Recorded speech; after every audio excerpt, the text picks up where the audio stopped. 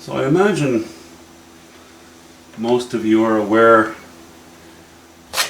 that there are types of trees, types of pine trees, that actually require the heat of a forest fire to open up the cones and release the seeds, in order that the seeds may drop into the soil and begin to sprout new trees. Once once the rains come, and I imagine that begins to, they'll germinate the year after the forest fire. So I kind of like I like the look of a forest fire that's passed through. Sure, it does its damage, but it's also a perfectly natural thing. But you can get some interesting shapes in there too, and I kind of thought I would give this a little bit of that look. I think that's what I have in mind. And yeah, well, we all know how that goes. But I thought what I would try is maybe I'll do a shape here.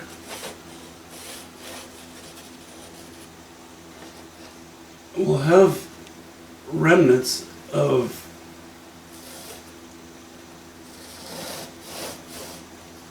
some old trees and maybe the beginnings of some new ones. You know, within a year these things start to grow, and then it takes no time at all, at least where, you know, around where I live, and you've got a small forest starting again.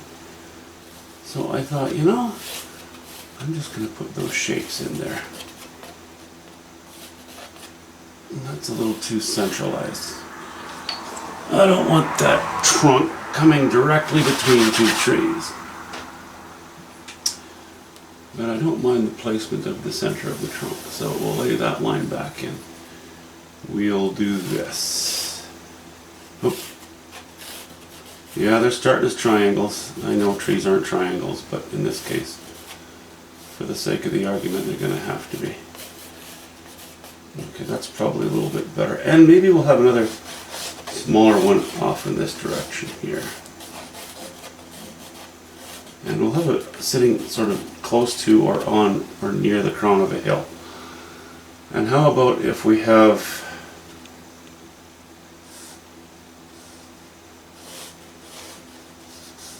distant trunk, closer trunk.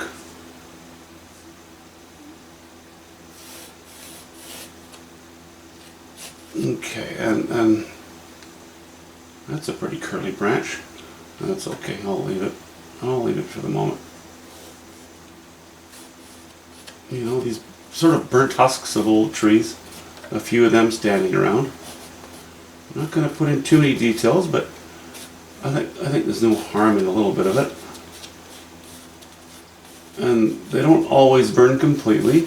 Depends on whether the fire is burning along the ground or it's a crown fire. A crown fire kills off the tops of the trees, and that's the most destructive, the fastest spreading fire. And the ground fire doesn't always kill everything on a trunk. If it doesn't catch up into the needles, it burns the bottom of the trunk. It can kill the tree, but it'll leave much of it intact. That's why many of these pine cones keep living. Okay, let's see, we're going to show a bit of trunk on that one. Maybe all of them. And maybe we'll have I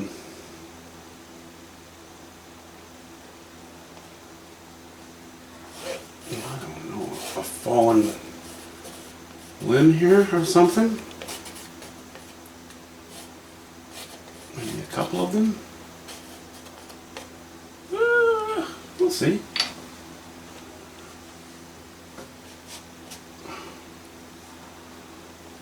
Okay.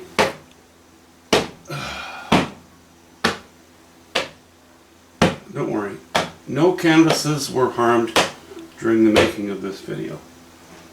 Alright. I'm sorry, the drawing is gone. But there's enough there for me to lay in a basic sketch. Okay, maybe I was a little bit vigorous with that rag.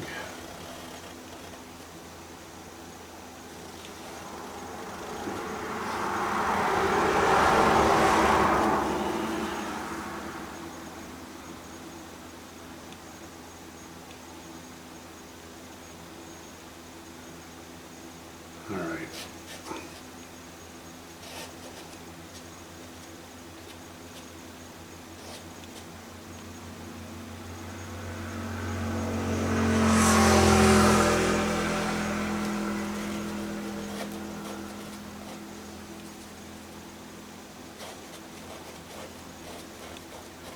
Okay. These little guys. I'm gonna just be rough. I think that's what I should do. Just be rough, because I'm gonna cut the sky in behind them. And my thought is to have a, well, actually, sort of a, maybe a sunset of sorts, and maybe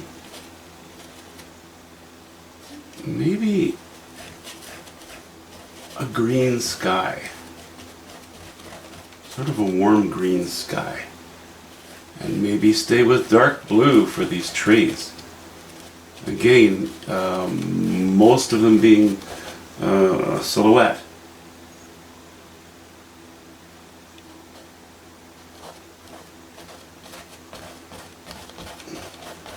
I guess I should make sure to remember to leave some of these limbs poking out all over the place.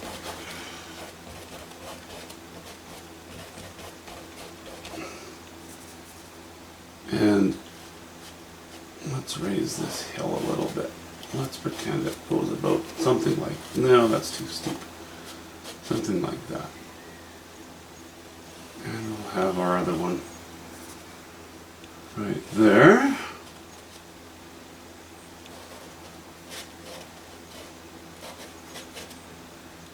Yeah, dead branches, dead branches, dead branches.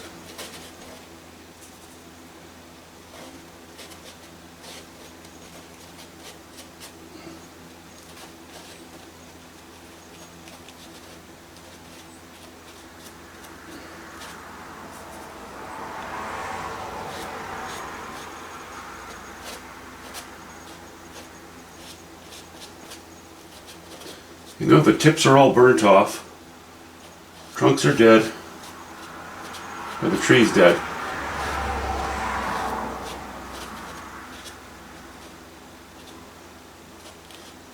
Traffic's been pretty quiet actually today, until I turned on the camera, of course. Okay, I'll stop complaining about that.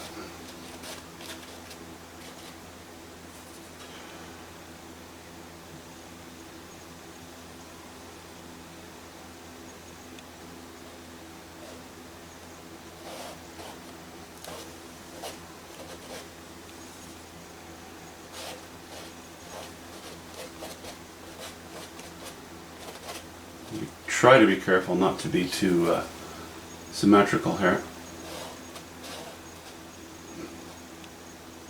We'll see how it goes.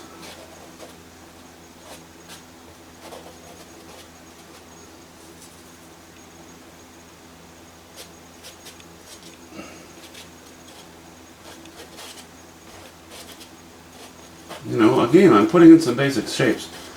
I'm really going to be designing them by painting in the sky behind them. Starting, you know, making that silhouette.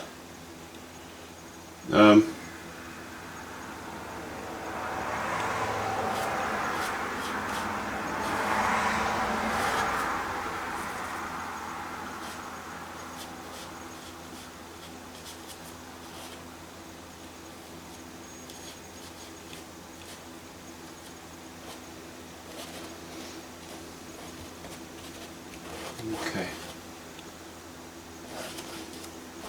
Going down like this. I think we'll leave the idea of a trunk in there, just for the time being. A tree trunk, you know, an old burnt tree trunk laying on what was once the forest floor.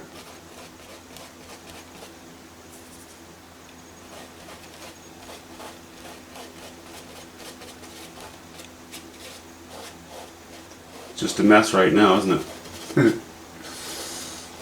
That's okay. That's how they always start out.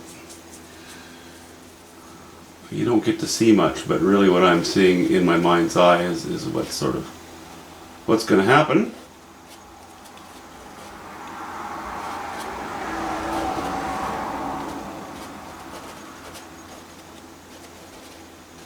These new branches of the young pines that shoot upward, you know, they oppose the dead and dying twigs, or remnants, charcoal twigs of the dead old pines that are pointing downward. Actually, can provide kind of an interesting juxtaposition. Oh man, I always get nauseous when I say that word. Probably the most overused word in the art world.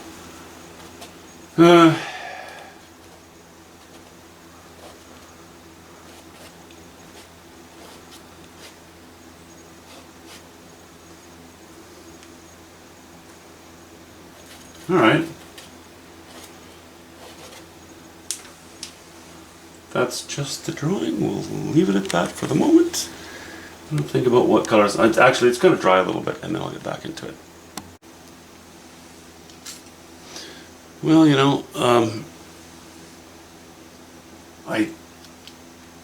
it's a square format. When I get to a square format, I really kind of like to have it peaking in the middle. And it's not a large canvas. So I felt this cluttered, and the little tree I had here cluttered. I want to keep it simple. I like the look better. So I think I'd like to, I'm just using turpentine right now, by the way. Or terps and bit of pigment. I'm using, this is a mixture of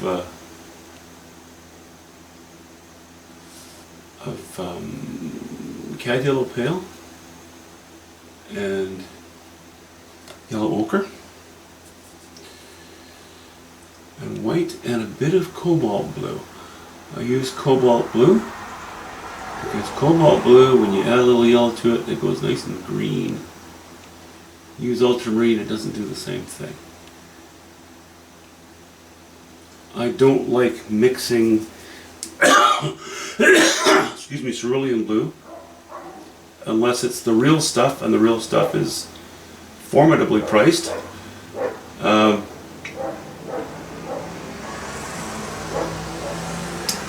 It goes dirty.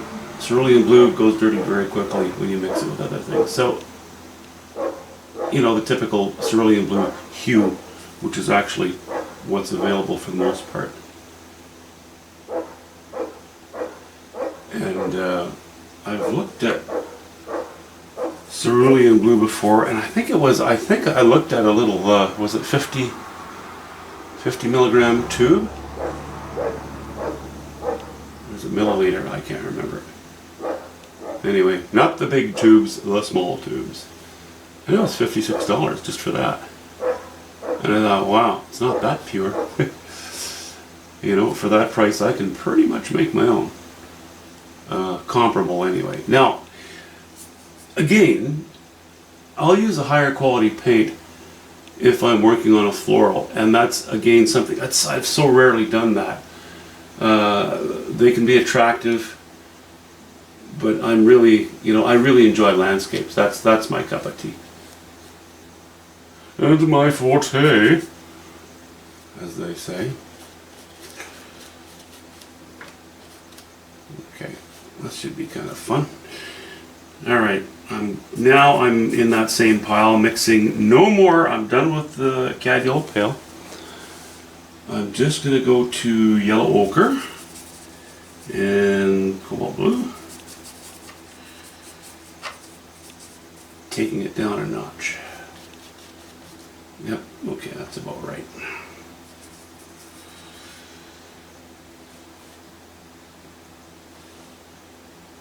I always like this. I like the look of carving into branches. It's just gives them a sharp, just it's as though you have a lot more control over the shape of the branches when you do this. Well, you do. It's really as simple as that.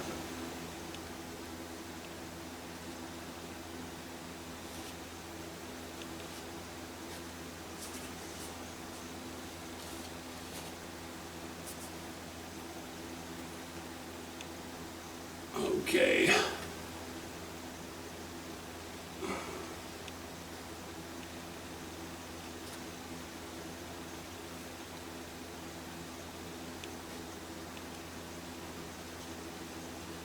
Actually, I should tuck in a little closer.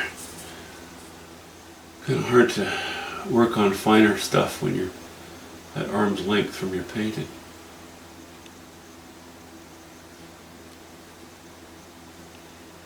It's a good exercise, but as a practice, it's probably not the best thing to do.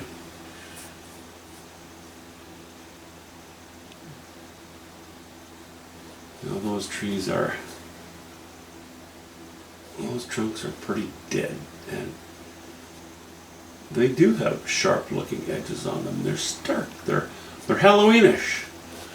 That's pretty apropos for this time of the year.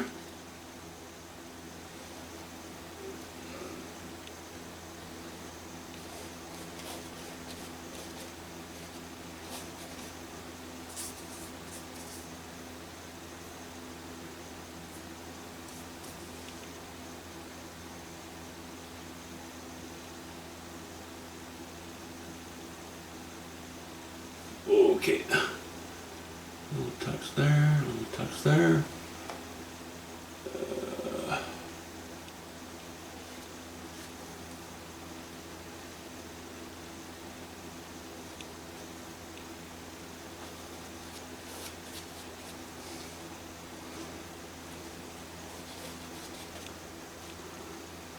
Okay, back into that again.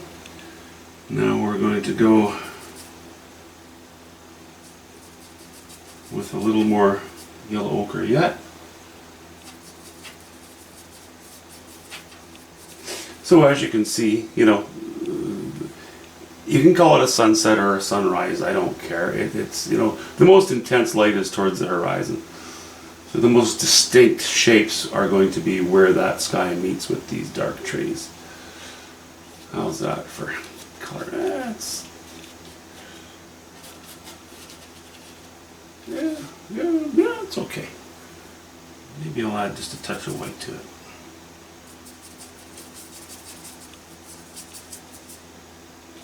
How's that?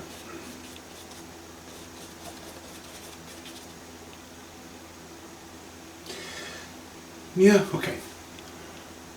We'll leave it at that. Okay.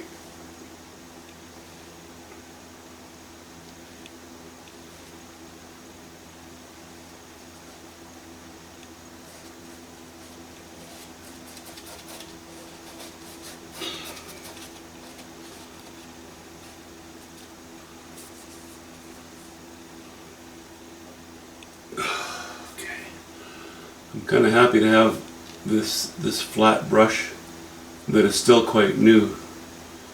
I haven't abused it at all, so it's still very controllable. And I'm a control freak when it comes to this kind of stuff. Well, I probably am anyway, but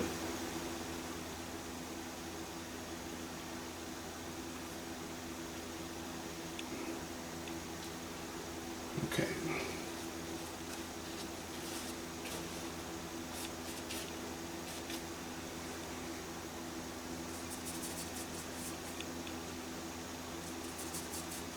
Touch that cobalt blue again. Finish off these corners even a little greener. Trying to achieve a bit of that crowning effect a little bit.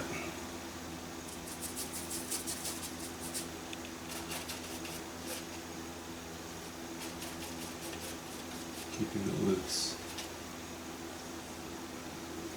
Okay, that's going to be refined when I actually paint it. But we have this beautiful, almost unnatural green in the background, you know, unnatural for a sky. And my plan is to go with some, I think blues. I'm going to go with ultramarine blues and some soft purples in the trees. It's all going to be fairly dark.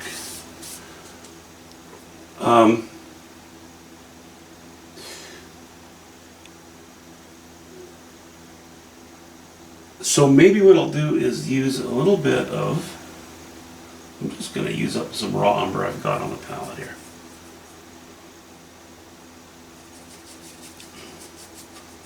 Because there'll be a bit of bramble and bristle and dirt and stones and what have you in the foreground, I'm going to mix a little bit of raw umber, alizarin crimson,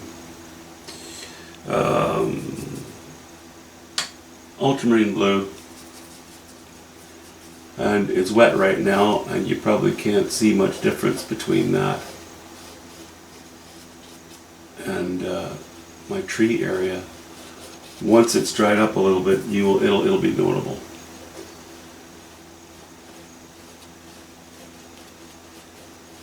And I'm not too worried about being too accurate in the foreground, because the painting lies in here. This is supportive. It has to carry the same nature. It can't attract too much attention to itself in the foreground. It certainly is not the most important part of the painting.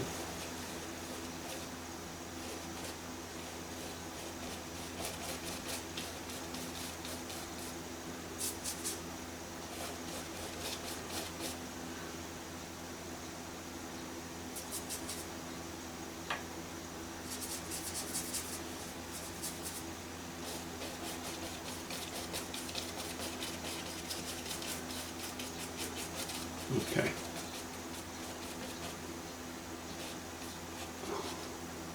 Oh, I'll even ping this in a little bit, keeping it dark. There's enough there for me to remember what I was thinking, or what was I thinking, because sometimes when I revisit a painting after a while, it can go both ways.